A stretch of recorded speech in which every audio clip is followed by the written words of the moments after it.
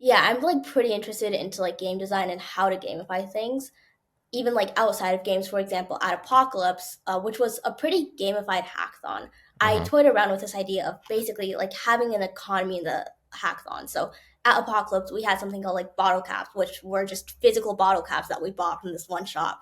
But Okay. with these bottle caps, you're able to buy swag, and then in order to get bottle caps, you have to go to activities and workshops. So instead of laying all of our swag out in like this one giant table and letting people just like bloodbath for it, Mm-hmm. instead we had the system where you're able to walk up to the shop we had inside of the hackathon, and you're able to purchase swag using these physical bottle caps that we had. Nice. That's really cool. Yeah. So did that pay off? Was that highly engaging? I mean, definitely. Like people were obsessed with the bottle caps. Like before the hackathon, I thought like nobody would be interested in this, or like very few people would participate in it. But at the hackathon, like the inflation, firstly, was crazy. So we had like these giant plushies that Mm-hmm. we bought previously that we were like selling with bottle caps. Before these plushies, at the very start of the hackathon, they went for like 8 bottle caps. But Mm-hmm. the thing about having a shop in a hackathon is that as an organizer, you can say that things within that shop costs however much as you want it to cost. Because guess what? We live in an apocalypse. So, um, yeah, around like That's a really good point. yeah. Yeah. So during like the middle ish of the hackathon on like the second night, we held like this giant auction. There were like 30 people just lined up in a table. We had like a stage and everything. It was epic. Wow. One of the plushies there sold for like 102 bottle caps, which Wow. is crazy, but yeah. And then after Oh, that, the value of bottle caps just massively dropped and nobody cared about it. But it's kind of like crypto when you think yeah, I was about gonna it. say that sounds like a like tulips. Yeah. Have you ever heard of Pogs? I don't think so. Okay, so now I'm going back to my childhood. You are evoking things from my childhood, of course. Full disclosure, I have a 16-year-old daughter, so you're older than that, but there's the gap there in our ages. So, and I go back to my childhood. Pogs were these basically bottle caps, and they were almost like pins without the sticky part that you put in your shirt, and you would play games with them. I can't remember the actual games, but people would just collect Pogs, and it became a thing where like you'd stack up your pile of Pogs and you'd like trading cards, and the game became irrelevant because it's all about which Pogs you had. And then eventually, they fell out of favor, and then nobody wanted Pogs anymore. And I'm sure there's just like boxes of Pogs and various 40 somethings, you know, storage totes these days. But I'm just thinking about that because of the interest in the bottle caps, almost outweighing anything else. It's like, gotta get the bottle cap. So that's pretty cool. What have you learned through that about gamification? Like what works, what doesn't work? Sometimes with when you gamify things, it can backfire or not exactly produce the intended effect. Have you learned anything through these experiments? Oh yeah, so much I've learned. Before I get to that, you talked about like trading cards, pog Mm-hmm. something something. Just wanted to say I made a custom trading card game as swag for Apocalypse. Actually, it's Oh, 18 really? custom cards. It's entirely playable because I'm just Just for like Apocalypse? just for Apocalypse. I made it in like Wow. a week. All 18 cards have like entirely custom art done by community members. Yeah, That's I mean, amazing. yeah.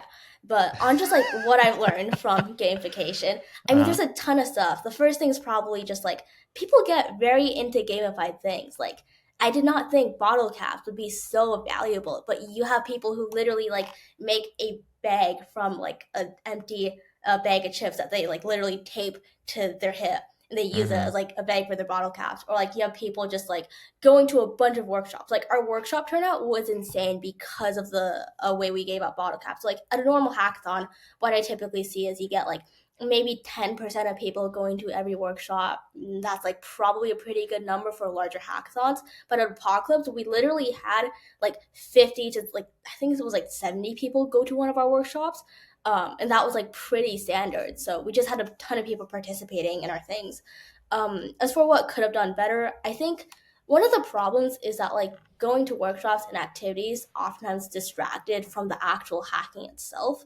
What I want to try Mm. for another hackathon that I'm like wanting to run is what if we have experience points as the currency instead, and how that would work. But I think another thing I learned was just like I really need to actually price things better. because we had a bunch of hardware also for shot for bottle caps, and when you have like a Raspberry Pi for 20 bottle caps and you have a plushie for 10 bottle caps and it's worth way less, like people are gonna go for the Raspberry Pi. Hmm. um Things could have been priced way better on that scale. Yeah. One thing I've learned, I've seen this kind of gamification when it's like, based on completion, like do a thing to get a thing, and then of course you can trade that thing in for something else.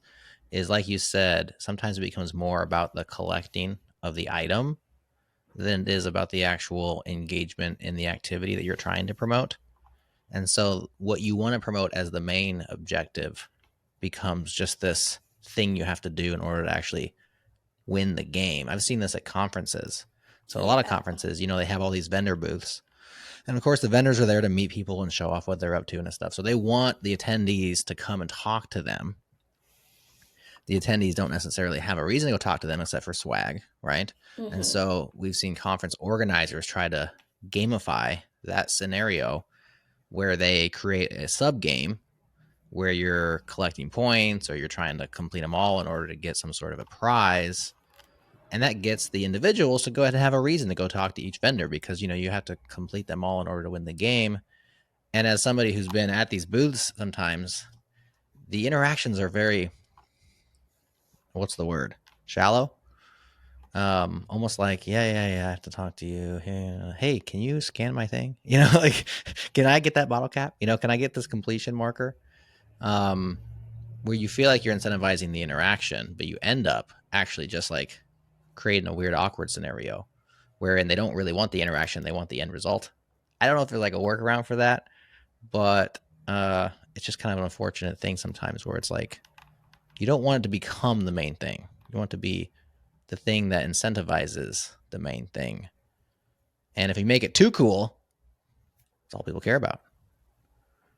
Yeah, I You ever? agree with that. Yeah. I think that like just gamification so it should be something that makes people more encouraged to actually like hack and do cool stuff and like talk to people rather than it is something that like, oh, you're just doing it for the end result. And Right. that's something I do want to play around with in later hackathons that I do run. Yeah. How do you think you can do that? I mean, once again, it's just like trying to use experience points as the new currency instead of having like this middleman, Physical like item. bottle caps, physical item as a thing, right? So, Mm. for example, instead of having like, oh, you go to like workshops and activities to get these points, which could definitely still happen, but just on a lesser scale, maybe encourage like, hey, if you work on your project and you show us a progress that you've had, then we Right. will give you experience points, which you can then spend or even have like a ton of the swag be things that directly help you on your project.